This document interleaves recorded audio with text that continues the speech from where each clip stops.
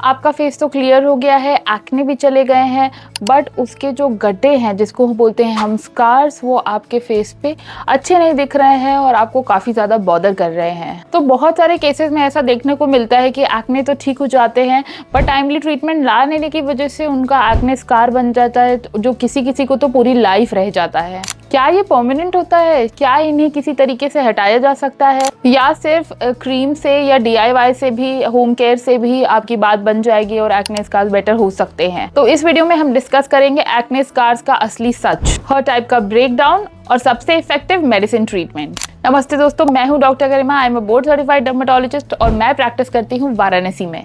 तो आज हम बात करेंगे काफ़ी सीरियस टॉपिक के बारे में, जो है एक्ने स्कार्स। तो आपने बहुत लोगों से सुना होगा कि मेरे एक्ने तो ठीक हो गए, बट मार्क्स ने तो पूरा चेहरा ही खराब कर दिया। तो आज हम करेंगे पूरी डिटेल में एक्ने स्कार्स के बारे में बातें। तो सबसे पहले ये समझना जरूरी कि एक्ने स्कार्स जो होते हैं वो सिंपल दाग या स्पॉट की तरह नहीं होते हैं, ये गड्ढे होते हैं जो कि आपके स्किन में इन्फ्लेमेशन की वजह से आपका कोलेजन डैमेज होता है और उसकी वजह से गड्ढे पड़ जाते हैं चेहरे में। और सबसे बड़ी बात कि अगर इसका प्रॉपर ट्रीटमेंट या टाइमली ट्रीटमेंट नहीं किया गया तो ये परमानेंट भी हो सकते हैं और आपके साथ पूरी लाइफ स्टे कर सकते हैं।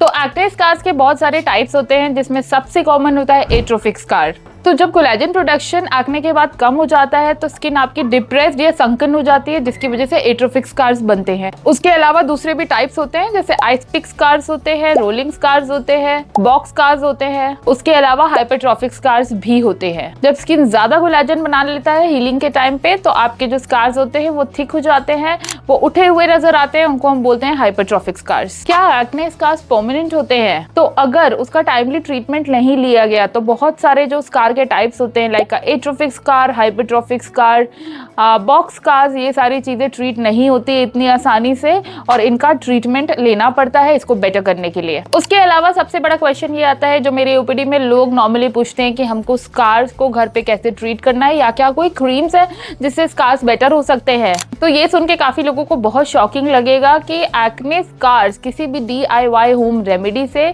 या क्रीम्स पे बहुत ज्यादा बेटर नहीं होते और उनका रिस्पॉन्स नहीं आता। बहुत सारे स्कार्स ऐसे होते हैं जो बहुत रेजिस्टेंट होते हैं, तो इसमें कोई ना कोई इन क्लिनिक ट्रीटमेंट लेना ही पड़ता है और home remedies and topical creams ज़्यादा हेल्प नहीं करती। हाँ, क्रीम्स के ऊपर आपको सिर्फ ये बढ़ने से रोक सकते हो, इनको ट्रीट नहीं कर सकते। तो अब बहुत सारे लोग ये सोच रहे होंगे कि करना क्या है फिर। तो आपको डर्मेटोलॉजिस्ट के पास जाना है और इन क्लिनिक ट्रीटमेंट्स के बारे में इंक्वायर करना है।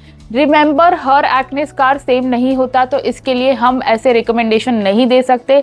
किसी किसी के फेस पे बहुत सारे स्कार्स होते हैं, like ice pick, rolling, box, सारे के सारे एक साथ होते हैं। किसी किसी के फेस पे सिर्फ एट्रोफिक स्कार्स है या हाइपरट्रॉफिक है। तो हर चीज़ के हिसाब से अलग अलग ट्रीटमेंट लगता है, अलग अलग सेशंस लगते हैं, जिसके लिए डर्मेटोलॉजिस्ट को दिखाना पड़ता है। बट अभी मैं आपको बताऊंगी कि क्या क्या हमारे पास सोल्यूशंस होते हैं एक्ने स्कार्स के लिए। तो सबसे पहला और अच्छा इफेक्टिव ट्रीटमेंट होता है CO2 लेजर। CO2 लेजर में आपके स्किन की सुपरफिशियल स्किन की रीसर्फेसिंग होती है, जिससे कोलेजन बूस्ट होता है और सेशन बाय सेशन आपके स्कार्स हील होने लगते हैं। उसके अलावा एक अच्छा ट्रीटमेंट आता है MNRF, which is the latest technology. ये मल्टी नीडलिंग रेडियो फ्रीक्वेंसी की ट्रीटमेंट होती है।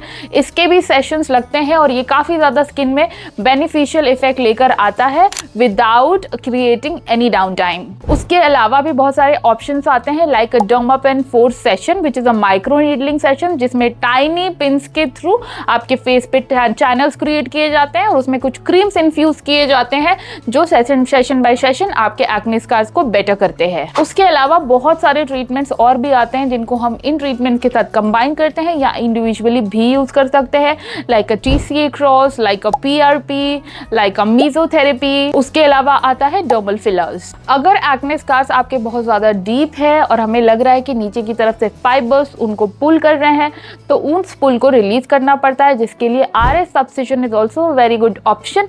जिसके लिए डॉक्टर्स हमेशा आपका फेस एग्जामिन करते हैं, उसको अच्छे से टच करके देखते हैं कि फाइब्रोसिस है या नहीं है। उसके बेसिस पे डिसाइड होता है कि आपको RF सब्स्टिट्यूशन लेनी है या नहीं लेनी है। तो मोटा मोटा ये सारे ट्रीटमेंट्स होते हैं जिनके लिए आप एक्ने स्कार्स के लिए जा सकते हो।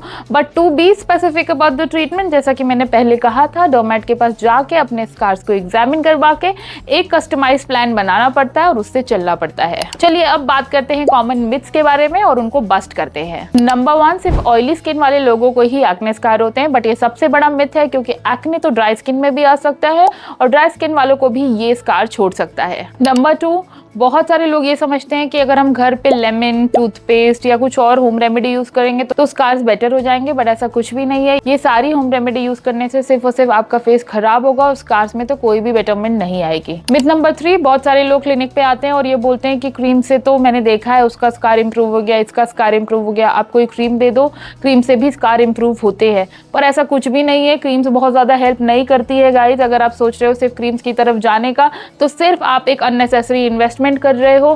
तो अगर आपको स्कार को सही से ट्रीट कराना है तो इन क्लिनिक ट्रीटमेंट्स के लिए ही जाना पड़ेगा। तो एक्ने स्कार से काफी सारे लोग सफर करते हैं और उन्हें लगता है कि अब एक्ने स्कार कभी भी बेटर नहीं होंगे, बट आज की एडवांस टेक्नोलॉजी पे आपके एक्ने स्कार्स में बहुत अच्छा रिस्पॉन्स आता है और वो बहुत हद तक बेटर हो जाते हैं। But to be precise, acne scar सिर्फ और सिर्फ इंप्रूव होते हैं, वो पूरी तरह से डिसअपियर नहीं होते हैं। तो जब भी इसका ट्रीटमेंट लेना है ये माइंड मेकअप करके जाइए कि डिसअपियर तो नहीं होगा पर बहुत हद तक बेटर हो जाएगा।